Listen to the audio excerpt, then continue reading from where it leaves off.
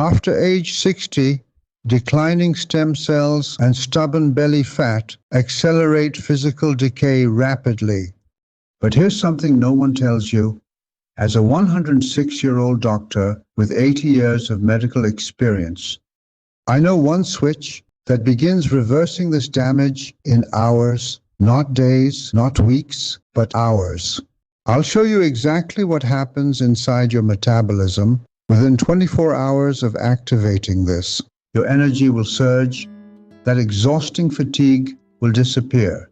At age 65, I used this to save my life, and I've ranked all 5 foods from worst to best, so you know exactly which ones actually work and which ones are complete garbage. The action at number 1 helps reactivate cellular repair rapidly. That's the difference between needing your children to shop for you and driving yourself to the store. The difference between ending up in a nursing home and living independently at 106 like I do today. And here's the biggest surprise. It might be in your kitchen right now, but you're using it the wrong way. Keep watching, because what I'm about to reveal is the complete opposite of the count every calorie advice you've been fighting. And by the end of this video, you'll understand why your belly fat hasn't budged, despite following all the experts' advice. I'm Dr. Arthur Pendleton. I'm 106 years old. I practiced medicine for more than 80 years, and I still live completely on my own. I cook my own breakfast every single morning. I tend my own garden. I've never spent a single night in a nursing home. At 65, I had a belly I couldn't lose no matter what I tried. My blood sugar crept higher every single year. I was tired in a way that sleep just didn't fix. And when I cut my hand out in the garden, that little cut took weeks to heal.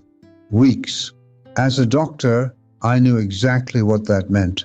My body had stopped repairing itself the way it used to. Now I'm going to tell you the truth the miracle sellers won't. As we age, our bodies quietly flip a priority. When we're young, we're built to repair, renew, and burn. As the years pass, we drift the other way, storing fat and healing slowly, and the following 5 foods can effectively restore stem cells. Number 5, and I'll be honest with you, when I first learned this, I didn't believe it. If you've got high blood sugar, you've probably been told to stay away from potatoes and white rice. Too many starches. They spike your sugar. And most of the time, that's true. But here's the twist that changed everything for me. It's not just what you eat, it's the temperature. When you cook a potato or a pot of rice, and then you let it cool down completely in the refrigerator, overnight at least, something physical happens inside it. The starch actually rearranges itself into a form your body can no longer fully break down. We call it resistant starch because it resists digestion. Instead of flooding your blood with sugar, it passes deeper into your gut, where it becomes food for the good bacteria living down there. And this is where it gets interesting. Those bacteria, once you feed them, produce a compound that your gut absolutely loves. It helps calm inflammation. It helps steady your blood sugar. And some research suggests it even supports the very cells that constantly rebuild the lining of your gut. One little compound made by bacteria you already own, just because you let your dinner get cold. So here's exactly what I do, and I've done it for decades now. On a Sunday, I cook a batch of potatoes or rice, then I put them in the refrigerator and leave them at least overnight. A full day is even better. After that, I eat them throughout the week. And here's the kind part. You can even warm them back up, and most of that resistant starch stays right where it is. Cold potato salad, a rice bowl, reheated as a side dish, it all works. If potatoes aren't your thing, a slightly green banana does something similar. I slice one into my morning routine, and I hardly taste the difference. Now, a word of caution, because I'm still a doctor. This does not mean starch is suddenly a free-for-all. Portion still matters, especially if your blood sugar runs high, so keep an eye on how your own body responds. But for me, cooling my starches was one of the simplest changes I ever made, and it left my blood sugar steadier than it had been in years. That's 2 changes now, both about food and timing. The next one is about fighting the quiet fire that ages every single one of us. And it's probably sitting in your spice cabinet right now. But before I give it to you, let me ask one small thing. If any of this is helping, if you're hearing things nobody ever bothered to tell you, take a second and subscribe and tap that little bell. I'm just an old man sharing what kept me on my own 2 feet, and it truly means the world to know you're out there listening. All right. Number 4. This one is bright yellow, it's older than I am, and most people use it completely wrong. I'm talking about turmeric, that golden spice. You've probably heard it's good for inflammation, and it is. But here's the mistake nearly everyone makes, and I made it too, for a very long time. The active part of turmeric barely gets into your body on its own. You can eat spoonful after spoonful, and most of it passes right through you, doing almost nothing. For years, I thought turmeric simply didn't work. The truth was, I wasn't absorbing any of it. So, what's the fix? It turns out there's a simple partner that changes everything. Black pepper. Just a pinch of ordinary black pepper taken together with your turmeric can dramatically increase how much your body actually absorbs. We're talking about a night and day difference. And there's one more piece. Turmeric needs a little fat to come along with it, because that's how it travels into your blood. So here's how I take it, and it couldn't be easier. A teaspoon of good turmeric, a pinch of freshly ground black pepper, and a little healthy fat, a bit of olive oil, or I'll stir the whole thing right into my eggs. Warm water works, a smoothie works, and taken with a real meal, your body soaks up even more of it. Why do I bother with all this? Because as we age, we carry a kind of low, quiet inflammation. You can't feel it, but it wears the body down year after year, and it makes it harder for your own repair systems to keep up. Turmeric, absorbed properly, is one of the gentlest ways I know to turn that fire down a little. But, and you knew a but was coming, I have to be your doctor again for a second. Turmeric in these amounts can thin your blood, and it can nudge your blood sugar down too. That sounds just fine, until you remember that some of you are already on blood thinners, like warfarin, or already on medication for diabetes. Stacked together, that can go too far. So if that's you, this is a conversation for your doctor before you start. It's not a no, it's just a check first. Now we've calmed the fire. The next one wakes up your body's own defenses, and it's not the vegetable you're thinking of. Number 3, and I promise you, this is not an old man telling you to eat your broccoli, because it's not broccoli I'm talking about. It's broccoli sprouts, the tiny ones, just a few days old, barely more than little green threads. And here's the surprising part. Those little sprouts can carry many times more of one remarkable compound than a full head of grown broccoli ever could. That compound switches on something extraordinary inside you. Let me explain it simply. Every cell in your body has a kind of built-in defense crew sitting there waiting for the signal to get to work. This compound in the sprouts is one of the strongest natural ways we know of to send that signal. And when it does, your cells switch on their own protective and repair machinery. The systems that fight the daily wear and tear of aging from the inside out. And there's a bonus that mattered a great deal to me. There's research suggesting this same compound helps your body handle blood sugar better, helping you use it for energy instead of storing it as fat around your middle. For a man fighting both high sugar and a stubborn belly, that was two birds with one very small stone. Now, the how matters here more than usual, so listen closely. You have to eat these sprouts raw. Cooking them destroys the very thing that makes the compound work, and you have to chew them well. The chewing itself is part of what activates it. You can grow them yourself for pennies. Soak a spoonful of broccoli sprouting seeds overnight in a jar. Then rinse them twice a day for a few days, and you'll have a full jar of fresh sprouts. Eat about a handful a day. Toss them on a salad, blend them into a smoothie, or just eat them straight from the jar. One old trick, a tiny pinch of mustard powder sprinkled on top, actually helps your body make even more of the good stuff. As always, a gentle caution. In very large amounts, these sprouts can affect the thyroid in some people. So if you have thyroid trouble or you take medication for it, keep your portions sensible and mention it to your doctor. For most of us, a daily handful is simply one of the most powerful things you can grow right there on your own kitchen counter.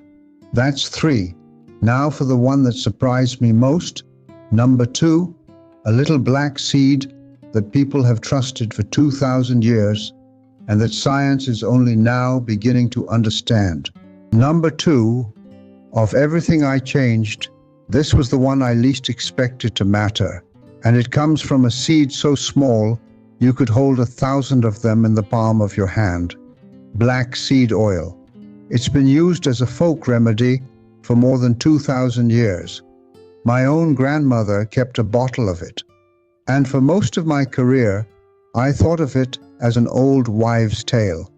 Then I actually looked at what modern researchers were finding, and I had to eat my words. Inside that little seed is a compound that appears to flip one of the body's most important switches. Let me explain what I mean, because this is the heart of it. Deep in your cells, there's a kind of master control for your metabolism. A switch that, when it's turned on, tells your body to stop hoarding fat and start burning it for energy instead. Exercise flips that switch. Fasting flips it.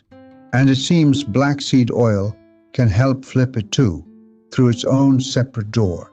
That's exactly why I could stack it on top of the other things I was already doing. It works right alongside them, not instead of them. And the results people see in the research are encouraging.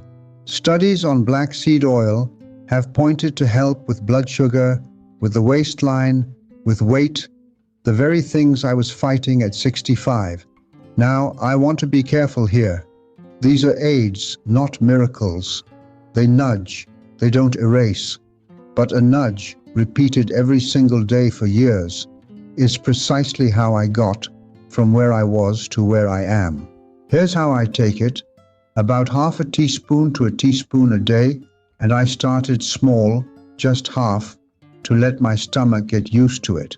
It's got a strong, sharp taste, so I chase it with a little raw honey, which happens to be a lovely pairing. And quality truly matters with this one. Buy cold-pressed oil in a dark glass bottle, because heat and light ruin the good part. The cheap stuff often isn't worth your money. But here is my most serious warning of this entire video, so please don't skip it. Black seed oil can lower your blood sugar, and it can lower your blood pressure. That's wonderful, unless you're already taking medication to lower those very things. because then they stack together and can push you too low. Low blood sugar and low blood pressure are dangerous, especially at our age. So if you take anything for diabetes or for blood pressure, you do not start this on your own. You start it with your doctor watching. I cannot say that strongly enough. Number one, and this one costs you nothing at all. In fact, it asks you to do less, not more. Most people my age were taught that if you want to lose weight, you eat less food, smaller portions, count every calorie. And I did that for years. It barely moved the needle. Here's what I had backwards. It wasn't just about how much I ate. It was about when. Let me explain it plainly. Every hour that you're eating, your body is in storage mode, taking in fuel, tucking some of it away as fat. But when you give your body a long enough break from food, something shifts. It runs out of the easy fuel and it turns to burning what it's already stored. And on top of that, during that break, your cells do a kind of housekeeping. They clean out the worn-out parts and recycle them. Scientists have a fancy word for it, autophagy. But you can just think of it as your body taking out the trash. And here's what caught my attention as a doctor. Researchers have found that giving the body these regular breaks from food can boost the repair activity of the cells that renew our tissues, at least in careful lab studies. That renewal was exactly what I was missing at 65. So, what did I actually do? I simply stopped eating earlier in the evening, and I didn't eat again until mid-morning. That's it. I finished my dinner, and then I let my body rest overnight and into the next morning. 12 hours to start. Then, over a few weeks, I stretched it a little longer. Water in the morning, black coffee if you like it, but nothing with sugar or cream, because the moment those calories hit your tongue, the break is over. Now stop. This is the most important sentence in this whole section. If you take any medication for diabetes or blood sugar, you cannot just start skipping meals on your own. It can drop your blood sugar dangerously low. The same goes if you're frail, underweight, or have ever had trouble with eating. This is exactly the kind of change you make with your doctor watching. For me, my own doctor adjusted a few things carefully, and my morning blood sugar started coming down within weeks. What really matters. So there they are, 5 things: a break from food, cooled starches, turmeric with its little pinch of pepper, a handful of raw sprouts, and a spoon of black seed oil. Every one of them is already within your reach, and not a single one needs a clinic or a fortune. But now I have to tell you the truest thing I know, after 106 years of living it. The food is maybe 30% of it. The other 70%? That's how you live. And no spice on this earth can do that part for you. I have watched too many of my old friends give up, and not their bodies first, their spirit first. They decided they were finished, that they were a burden, that the best of life was already behind them. And once a person decides that, the body tends to follow. I made a different choice. I decided I still had a reason to get up in the morning. I kept my hands busy in the garden. I kept my mind curious. I kept people in my life, and I let them keep me. That, far more than any single food, is why I'm still here, cooking my own breakfast, sleeping in my own bed, beholden to no one. You are not too old. You are not too far gone. Your body is not your enemy. It has been waiting all this time for you to give it a reason and a little bit of help. Start with just one of these 5 things this week, just one, and bring the idea to your doctor as a partner, not a problem. That's the man I tried to be for 80 years, and it's the doctor I truly hope you find. If an old man's words meant something to you today, do me one small kindness. Subscribe. so I can keep sharing what I've learned. And down in the comments, tell me two things: how old you are and where in the world you're watching from. I read every single one of them myself. It reminds me that none of us is really doing this alone. Take good care of yourself, and I'll see you next time.